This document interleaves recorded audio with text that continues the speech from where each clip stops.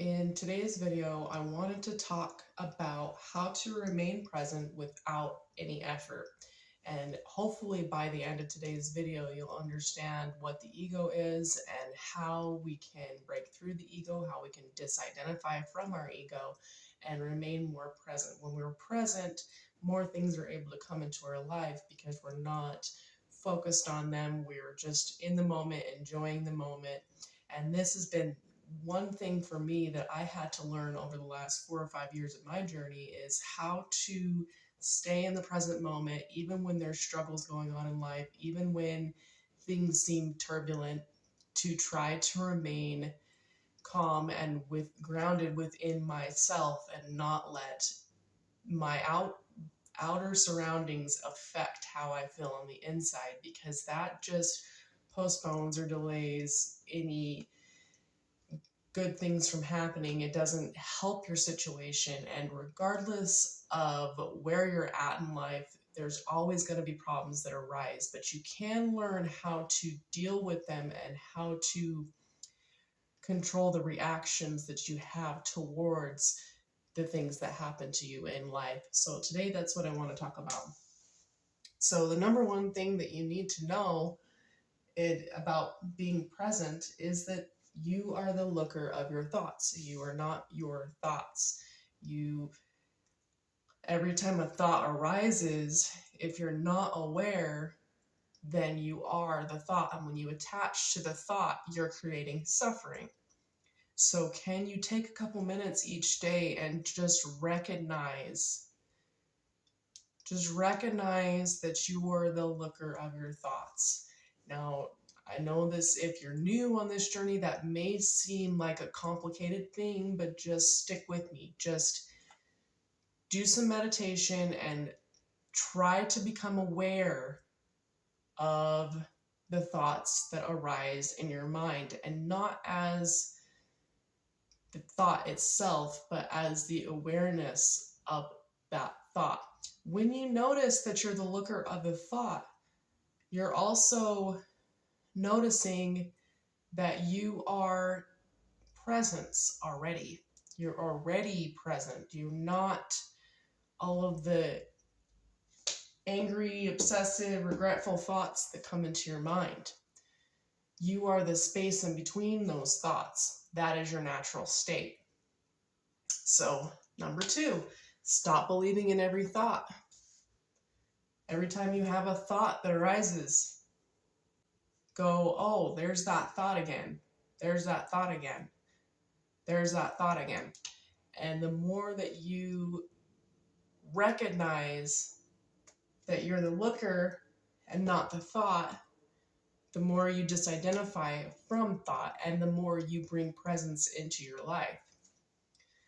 You'll start to notice over time that you think less and less, and that your vibrational frequency will raise. So, one trick that you can use if you're struggling to stop believing in every thought is to observe the mind stream without judgment. So, you have different thoughts that race through your mind. You have an angry thought at your coworker because they said something to you didn't like.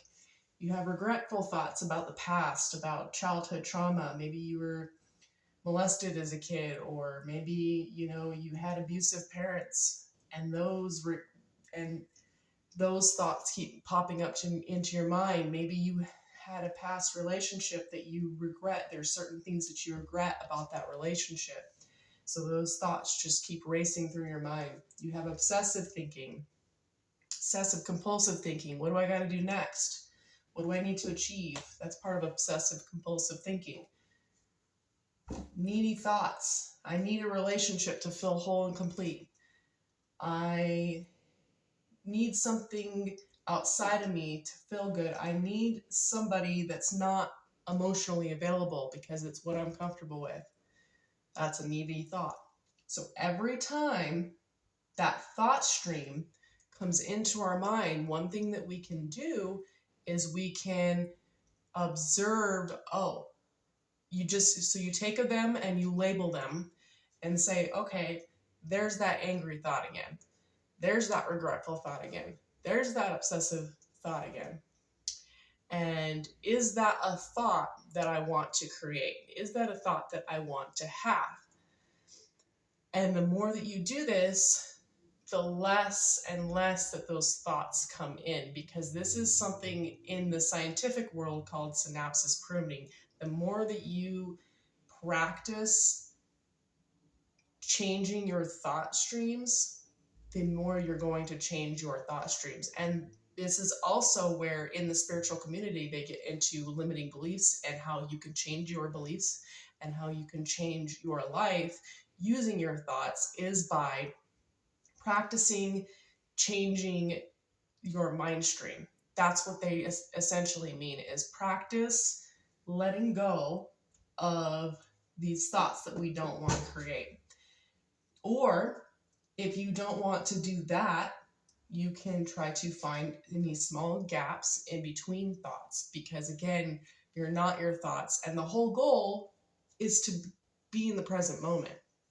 That is the simplest way to achieve enlightenment on the spiritual path, is to be present. And there's different ways of doing that. So every time a thought arises, don't judge it. Don't be upset that you had it. Don't try to control it. Just let it come in and go. And every time that that happens, notice any little small gap that you have in between those thoughts.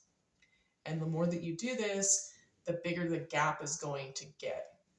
You're not going to see instant results. It takes practice. You have to give yourself a little bit of grace. So, all of these thought streams, can we recognize that they're creating suffering in our life and choose to break free from the suffering? You know, in my own life, this is something that I can struggle with. I would say that obsessive thinking and things that I feel like I need to achieve is something that I struggle with. And the reason being is I think that because my energy is more of a doing dominant energy, someone that feels like they constantly need to achieve but doesn't take enough time for being.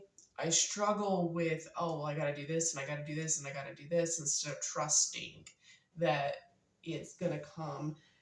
And the thing that I found to help me with that, and with like just any thoughts that I continue to try to control, is to observe them, label them, and bring myself into a space, or find like the space in between those thoughts. So I think that if you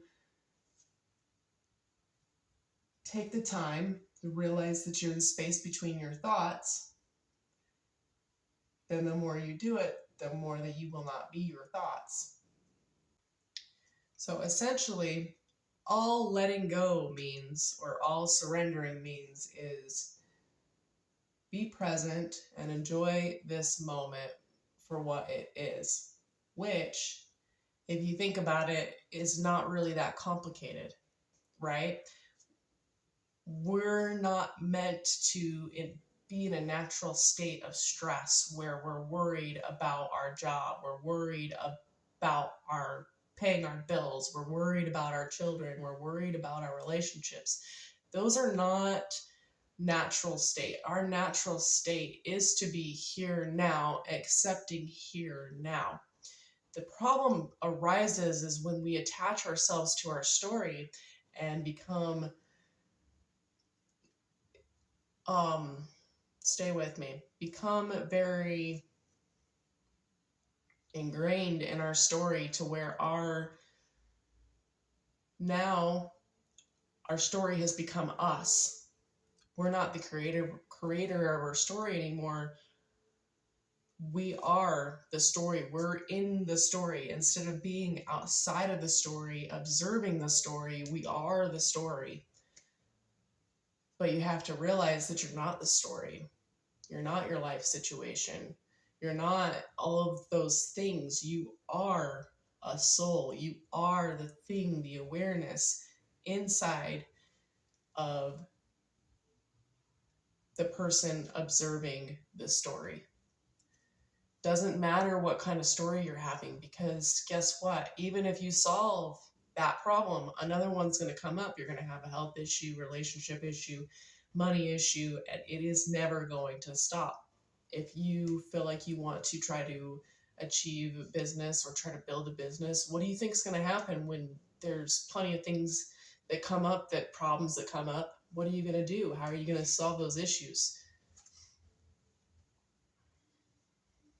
So learning how to master our emotions and master our thoughts is the most important part of your journey, because even if you get any of those things and achieve any of those things, another problem's going to come up.